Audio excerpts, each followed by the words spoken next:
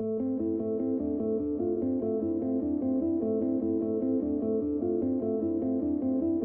un projet futuriste, au cœur de la stratégie du gouvernement camerounais en matière énergétique.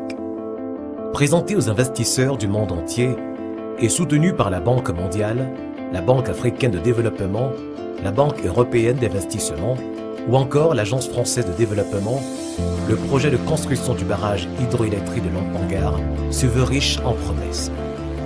Un réservoir de 6 milliards de mètres cubes d'eau. Un relèvement du débit garanti de la Sanaga pendant l'étiage de 40%.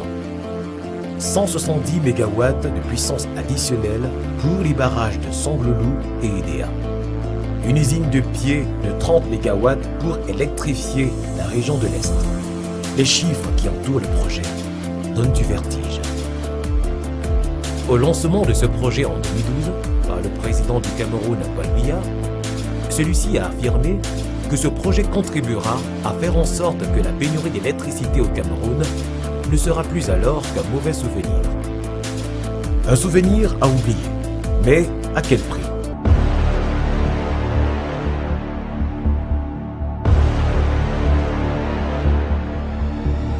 Ces images sont une vue du site du barrage de Lampangar. Elles ont été tournées en décembre 2019.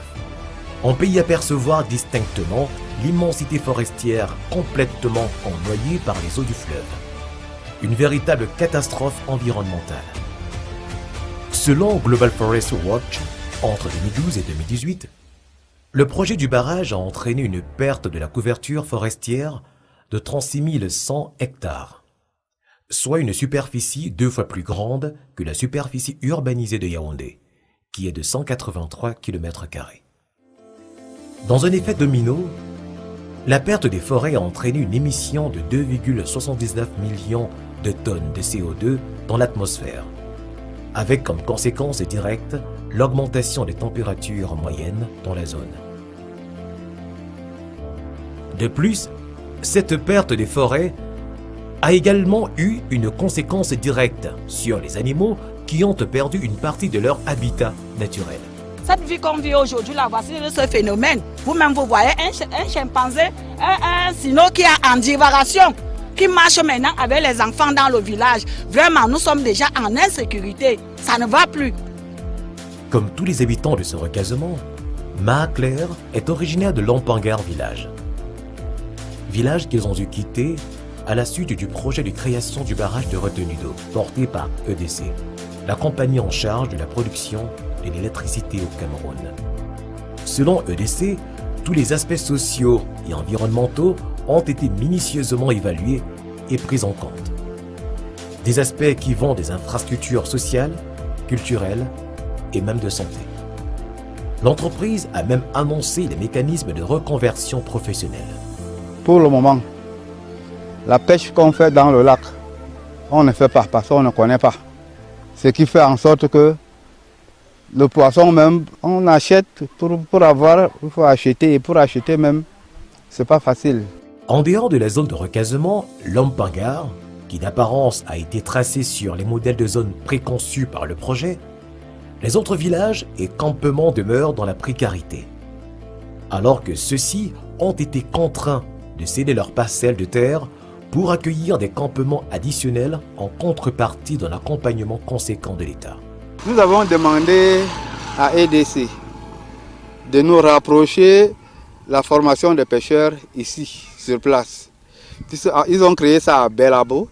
Et à Belabo, nos enfants n'ont pas accès d'aller se former là-bas. Pour que la pêche devienne la principale activité lucrative dans la région, il a fallu que les fleuves, Lom et Pangar, se retrouvent au niveau de la retenue du barrage pour former un grand lac. Seulement, aujourd'hui, les fleuves débordent de leur lit et vont largement au-delà des limites prévues par EDC. Depuis qu'on a fait le barrage, l'eau de cette année a beaucoup inondé. Vous allez constater même que les bornes que EDC a mis pour la montée des eaux, ça a même débordé cette année. Ça a trop débordé. Et je pouvais bien vous montrer les bornes, malheureusement, c'est encore ennoyé. La réduction des terres par le phénomène d'ennoyement de façon directe a une incidence sur la vie des communautés qui pour certaines sont parfois contraints d'abandonner leurs espaces. Pour les populations qui pratiquent des activités champêtres, elles sont obligées de subir la réduction de leurs parcelles cultivables, dans le meilleur des cas.